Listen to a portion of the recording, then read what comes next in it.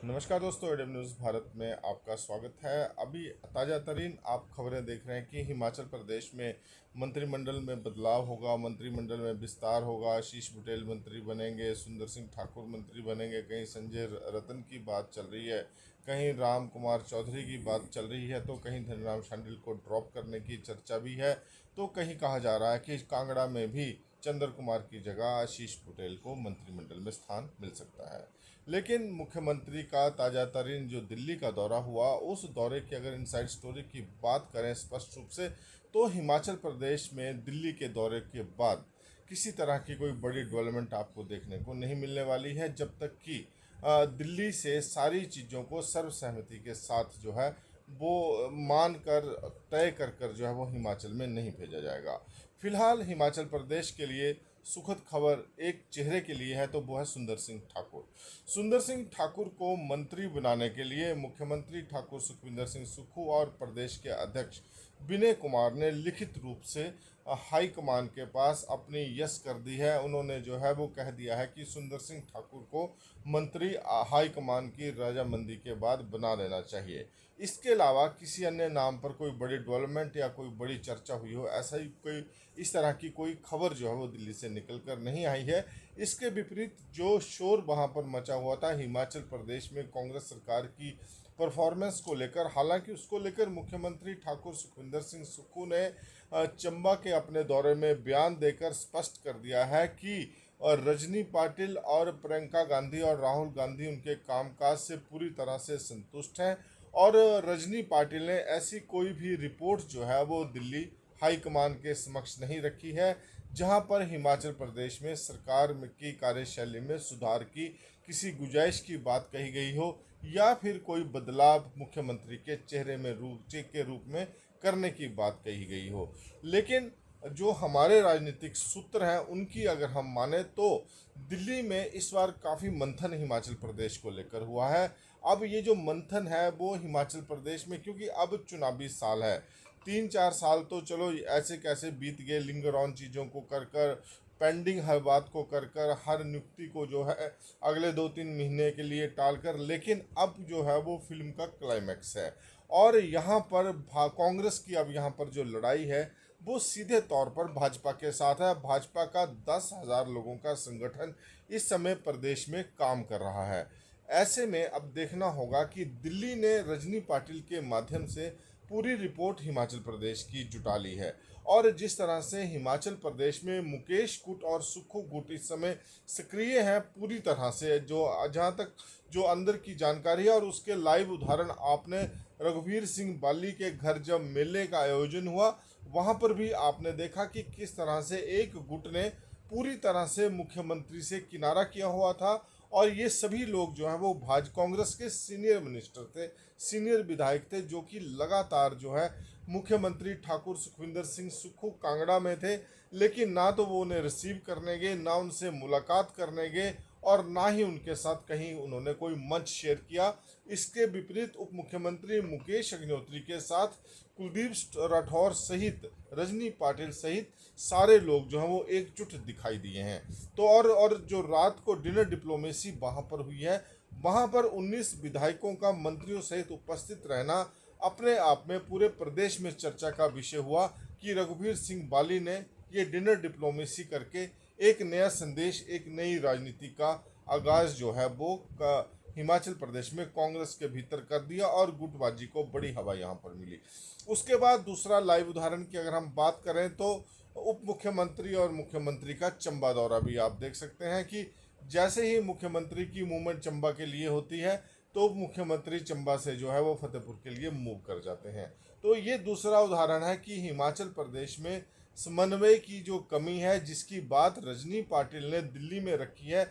हालांकि रिपोर्ट्स को खारिज भी किया जा रहा है, लेकिन ऐसा नहीं है। चर्चा जो है वो हिमाचल का जो राजनीतिक माहौल है उसको लेकर ज़रूर दिल्ली में हुई है, और पाटिल के माध्यम से वो चर्चा हुई है, और उस चर्चा में इन सारे उदाहरणों को कोड किया गया है कि किस तरह से हिमाचल प्रदेश में कांग्रेस के भीतर गुटबाजी का माहौल है, और किस तरह से कांग्रेस जो है वो अब हिमाचल में स्पष्ट रूप से सुक्खू और मुकेश धड़े में बंटी हुई दिखाई दे रही है। और इन सब के बीच में मंत्रिमंडल का विस्तार और मंत्रिमंडल में बदलाव की चर्चाओं ने जोर जरूर पकड़ा हुआ है। लेकिन फिलहाल इन खबरों को हम विराम यहाँ पर लगाना चाहते हैं, क्योंकि सिर्फ सुंदर सिंह ठाकुर को लेकर चर्चा हुई है।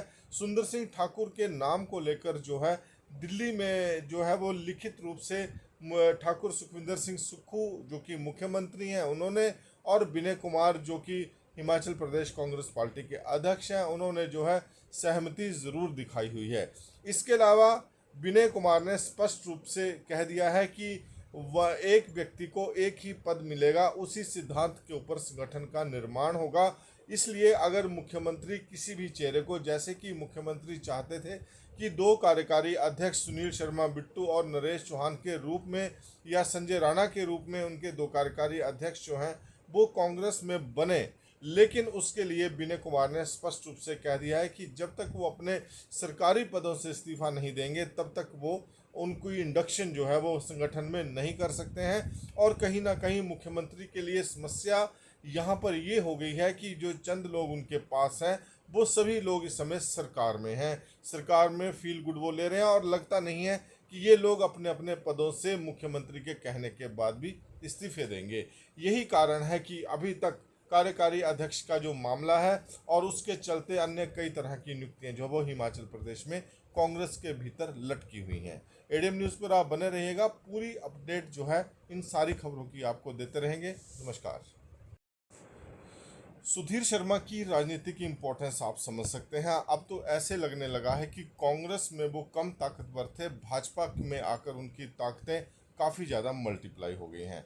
इस बात का साक्षात उदाहरण है सुधीर शर्मा के ऊपर अब जब एफआईआर भाजपा की कांग्रेस की सरकार ने की है, उसके बाद जिस तरह से सुधीर शर्मा के पक्ष में डॉक्टर राजीव बिंदल, जयराम ठाकुर, विक्रम ठाकुर, विपिन सिंह परमार सहित तमाम बड़े नेताओं ने प्रेस कॉन्फ्रेंस कर इस एक्टिविटी का जो है वो पूरी तरह से विरोध जताया, और उन्होंने मंच के माध्यम से अब तो हिमाचल प्रदेश को पुलिसिया सरकार का तगमा दे दिया है कि हिमाचल प्रदेश में सरकार नहीं पुलिसिया सरकार चल रही है। तो सीधे तौर पर ये सुधीर शर्मा के राजनीतिक कद का एहसास आप यहाँ पर कर सकते हैं कि राजनीति में सुधीर शर्मा का कद भाजपा में किस कदर बढ़ा हुआ है। और जो जानकारी अंदर खाते की है कि हिमाचल प्रदेश में भाजपा के जो बड़े नेता हैं उन्होंने प्रेस कॉन्फ्रेंस जरूर करी, आपने सुनी होगी वो प्रेस कॉन्फ्रेंसेस सभी की, लेकिन सुधीर शर्मा के पक्ष में सरकार के विरोध में इन प्रेस कॉन्फ्रेंसेस को करने के लिए कहा गया था। लेकिन उसके बाद भी काफ़ी सारे नेताओं ने बच बचाकर कॉन्फ्रेंस करी, उन्होंने सरकार को निशाने पर जरूर लिया, लेकिन उतना बड़ा आक्रमण जो है वो करने में कामयाब नहीं हुए। और ना ही सुधीर शर्मा का सीधा नाम लेकर उन्होंने सुधीर को कोई डिफेंस कवच देने का प्रयास किया। हाँ, दिल्ली की डायरेक्शन थी। अब आप यहाँ पर दूसरी बात भी समझिए कि सुधीर शर्मा कोई नया चेहरा नहीं है जिसके ऊपर एफआईआर हुई हो। इससे पहले आशीष शर्मा, उनके परिवार के ऊपर एफआईआरें हुई, होशियार सिंह लगातार जूझ रहे हैं, देवेंद्र भुट्टो लगातार जूझ रहे हैं, चैतन्य शर्मा लगातार जूझ रहे हैं, राजेंद्र राणा लगातार जो है वो कटघरे में खड़े हैं। लेकिन इन सबको जो है वो जब इन सब का दौर था उस समय इतना दबाव हिमाचल के नेताओं के ऊपर नहीं था, भाजपा के ऊपर नहीं था मीडिया में जाने का, जितना दबाव जो है वो अब सुधीर शर्मा के केस में दिखाई दे रहा है। स्पष्ट रूप से सुधीर शर्मा का जन्मदिन था, वहाँ पर भी आपने देखा होगा कि कांगड़ा के तमाम नेता, पूर्व मंत्री, चाहे विक्रम ठाकुर की बात कर लीजिए, चाहे आप विपिन सिंह परमार की बात कर लीजिए, तमाम बड़े नेताओं को सुधीर शर्मा को जन्मदिन के ऊपर उनके घर जाकर विश करना भी एक तरह से मजबूरी भी कही जा सकती है। तो इस तरह से हिमाचल प्रदेश की राजनीति में सुधीर शर्मा के रूप में भाजपा के भीतर अब ये एक नई ताकत का उदय होता दिखाई दे रहा है। अब ये ताकत कितनी मजबूत आने वाले समय में होगी, क्या हेमंत बिस्वा की तरह सुधीर शर्मा जैसे चेहरे जो कि कांग्रेस से भाजपा में आए हैं, इनमें भी भाजपा अब भविष्य तलाशने लगी है? ये भी एक बड़ा सवाल है, क्योंकि जिस तरह से इतनी ज़्यादा इम्पोर्टेंस सुधीर शर्मा को यहाँ पर दी जा रही है, उस इम्पोर्टेंस से सीधे तौर पर कहा जा सकता है कि हिमाचल प्रदेश में भाजपा के भीतर भी राजनीतिक माहौल तनाव का हो सकता है। क्योंकि लीडरशिप की लड़ाई भाजपा में है। यहाँ पर जो है जयराम ठाकुर सबसे बड़े नेता हिमाचल प्रदेश में भाजपा के हैं। उसके बाद अगर हम मुख्यमंत्री पद की दौड़ की बात करें तो यहाँ पर हम लगातार कहते हैं विपिन सिंह परमार दूसरा बड़ा नाम है। इसके अलावा जगत प्रकाश नड्डा खुद जो है वो हिमाचल प्रदेश के मुख्यमंत्री बनते बनते रह गए थे, तो जाहिर सी बात है कि उनके दिमाग में भी कहीं ना कहीं इस मुख्यमंत्री पद की कुर्सी की लालसा तो होगी। तो इस तरह से हिमाचल प्रदेश में अनुराग ठाकुर हैं जो कि केंद्र का बड़ा राजनीतिक चेहरा है। वो लगातार हिमाचल प्रदेश में सक्रिय हैं, लगातार दबाव की राजनीति वो हिमाचल प्रदेश में करते दिखाई दे रहे हैं। और कई जगह पर जिस तरह से उनके पक्ष में मुख्यमंत्री बनाने के नारे लग रहे हैं, वो एक अलग राजनीति का स्टाइल अनुराग ठाकुर का हो गया। हालांकि जो नेता हिमाचल में सक्रिय हैं, चाहे वो जयराम ठाकुर स्वयं उनकी बात कर लीजिए, वो चाहे और किसी भी नेता की आप बात कर लीजिए, बड़ी गंभीरता के साथ ये हिमाचल की राजनीति को जानते हैं और कर भी रहे हैं। और किसी भी तरह का नारा जो है वो मुख्यमंत्री के चेहरे को लेकर इनके कार्यक्रमों में नहीं लगता है। तो आखिर ऐसी क्या बात है कि अनुराग ठाकुर की ही कार्यक्रमों में ये नारे बार बार लग रहे हैं, बार बार इन नारों का एक संदेश जो है सत्ता के गलियारों से निकल कर जा रहा है। लेकिन हिमाचल प्रदेश में ये सारे मसले अलग हैं और सुधीर शर्मा की राजनीति का मसला एक बड़ा मसला हिमाचल प्रदेश में भाजपा के भीतर होता दिखाई दे रहा है, क्योंकि सुधीर शर्मा ने मजबूर कर दिया अपनी कार्यशैली से भाजपा के नेताओं को उनके पक्ष में खड़े होने के लिए। और अब सुधीर शर्मा के राजनीतिक कद को बहुत बड़ा आंका जाने लगा है भाजपा के भीतर। और कहीं ना कहीं जो हम बात बार बार कर रहे हैं कि भाजपा ने अन्य प्रदेशों में सफल एक्सपेरिमेंट कर लिए हैं मुख्यमंत्री का चेहरा कांग्रेस से लाकर, तो क्या अब हिमाचल प्रदेश भी उसी तरह बढ़ता दिखाई दे रहा है? क्योंकि हिमाचल प्रदेश में चर्चा आम हो गई है कि सुधीर शर्मा को भाजपा इतना मजबूत, इतनी ताकत किस लिए दे रही है। एडीएम न्यूज़ पर आप बने रहें। नमस्कार।